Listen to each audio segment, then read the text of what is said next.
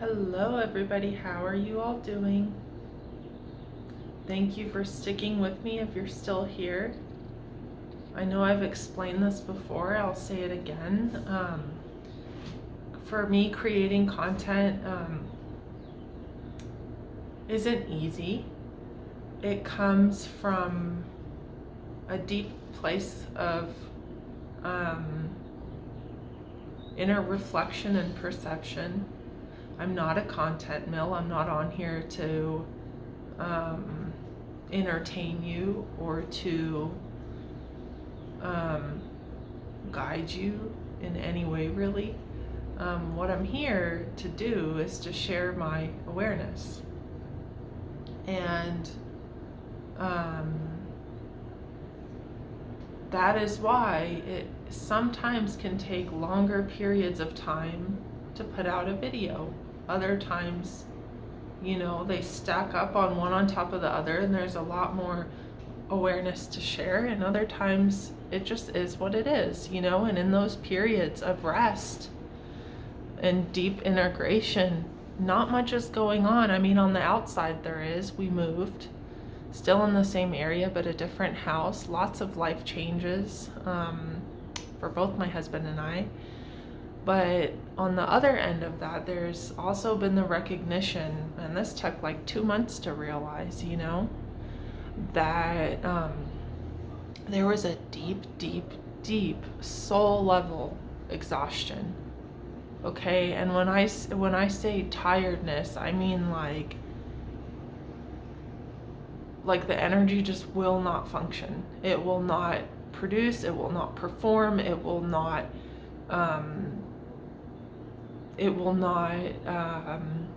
function, literally. And that's a very difficult thing for me, because I've, for the majority of my life, assessed my value, my worthiness, my love based on what I do. Okay, I'm not the only one who does this. This is an egoic pattern. This is a pattern rooted in separation. It's a universal pattern. And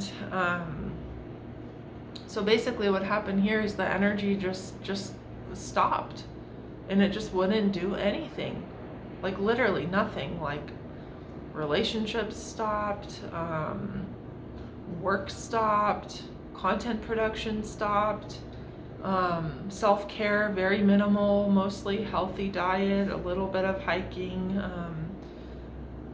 tons of sleep, deep sleep, and extreme integration. And so the reason I wanted to film this today is because oops, give me 1 second. Is because so often in the non-dual path, and actually in awakening as a whole, we don't even have to call it non-duality anymore. This is really just about your own awareness and your own level of perception. And the greater that perception becomes, and the greater that your capacity to process life is, meaning your sensitivity is higher, meaning your openness is higher, your presence is higher, your desire to serve in a greater scale is higher, meaning that the same old patterns of just doing things because they're mechanical requirements of daily living, like that desire stops, right? And so everything you do becomes alive, it becomes electric, it becomes an aspect of your psyche, in the sense that you're coming into contact with the deepest, truest essence of yourself. So for me, that those of you who followed spiritualshifts.com blog, it's been, I think, at least a year since I've been able to write, and I was a writer for my profession, a copywriter. So those mental dynamics of producing work from a very thinking-oriented realm stopped, right? And there's a desire to care for elders, to care for children, animals, things like that. And that's just part of the process of developing more sensitivity, more openness, more sentience with all of life. So I want to get back to the soul level exhaustion, and I want to talk a little bit more about it because although our physical body's a certain age, right, our energy's eternal, it's timeless. It has no beginning and it has no end. And in the variations or the formats in which it's taken, for a lot of times have been entrenched in systems that are not always conducive to human life. Okay, they're not life producing. And we see a lot of that in our world today, unfortunately. I'm not going to name all those things because that's not what this video is about, but just turn on the news, you know. And so in order to function, we've had to hold up systems and develop programs in order to uphold these dynamics, no matter how dysfunctional they are. Okay, we've had to do it in our families, in our communities, in our jobs, in our households, and also just in our own mental internal dynamics, you know, of this is who I need you to be. This is who I need you to become. This is how you're going to be lovable. This is the path that I've outlined for you in order to thrive. So this whole framework comes into question at a certain point of this journey, but also it doesn't just come into question where we're seeing through it, it also comes into collapse. And so the energetics that have propagated these separation-based patterns and these really dysfunctional personality traits and behaviors will suddenly come to a halt. They'll just stop. They'll stop wanting to do anything. They're not even just gonna stop like, you know, the separation-based programs. They're just gonna like stop, like they'll collapse. And you will literally not be able to do anything. You will just simply stop, like your energetics just stop. And in a way, it's a blockage, it's a chakric blockage. But anytime we see in healing modalities, those of you who are in healing, anytime we see a dysfunction or an illness, what is that? Is that actually something wrong? No, usually every symptom is an attempt at for the body or for the psyche to heal. And that goes for anxiety, depression, any kind of digestive problems, headaches. Typically the body gives you those problems, quote unquote, because it's trying to compensate for some sort of imbalance. So in a way, it's attempting to heal. So that's why when you are on the healing path, non-resistance is one of the best paths you can take here, because it will require that surrender for the systems to regulate themselves. Okay, so let's say that your energy's spent thousands of years performing, functioning in a way that isn't its natural stimulus, its natural impulse of being. You know, it's had to do certain things. And then the pressure on top of that obviously comes from the personality and the requirements of upholding the personality.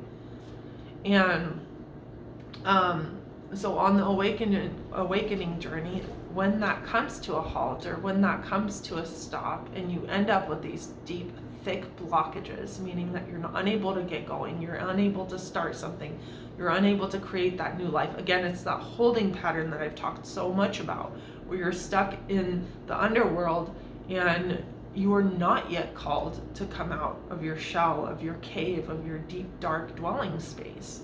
Right? That discomfort that happens there. The way that we approach this in terms of like the conscious path is to, and this usually happens spontaneously, like I can tell you what I've done and how this panned out for me, but this is really just like an intrinsic process to your own being, because your own self, capital S, has its own timeline, has its own process, has its own way of integration. So I can give you my own experience, but that shouldn't by any means set the standards for how you are going to cope with your own sense of, shifting from an old way of life to a new way of life. It's going to be different for everybody. But for me, what it took was just basically weeks of beating myself up about it, unfortunately, but that's what I did. But it was just a conglomerate of a bunch of different things happening. Guilt, shame, unworthiness, feeling like never gonna be human again. Like I'm never gonna be able to go out and be the person I used to be, which clearly I'm not. Something permanent is shifting here energetically in awakening. And the second part of that was really stopping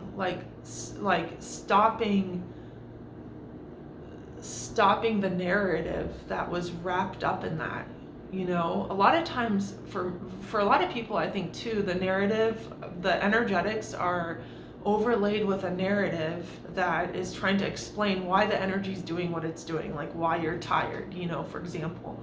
And it'll say, oh, because you're not on the path you should be on, and that's the reason you're so tired.